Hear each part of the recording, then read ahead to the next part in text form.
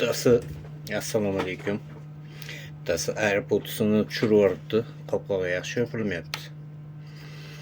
Hozir shuni ochib ko'ramiz. Eksperiment.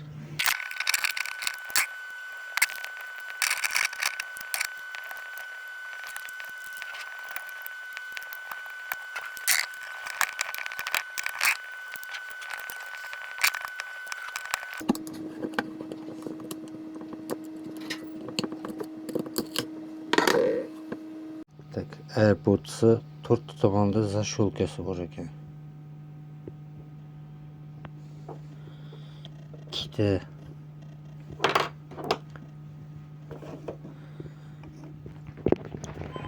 tak, AirPods'da ikkita 4 ta zasholka bor ekan. 1 2 3 tur.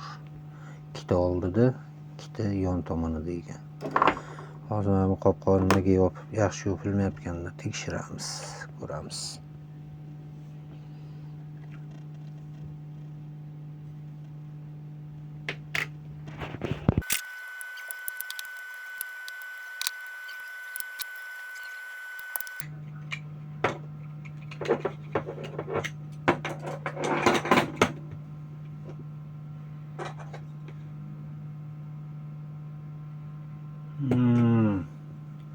Так, AirPod deydimi, nima, короче, naushnik qopqog'i yaxshi yopilmayotganini sababini topdim. Yerga tushib ketganning hisobiga, voy, mana magnit mana bu yerda turishi kerak bo'lgan. Ya'ni qopqog'ini mana bu burchagida. Pastda bitta magnit, tepada bitta magnit. Ammo magnit joyidan qo'zg'alib chiqib ketib, bu yoqqa o'tib qolganining hisobiga bu yaxshi yopilmagan, tortmayapti. Da, mana. Men usta emasman, lekin titkilab sababini topdik.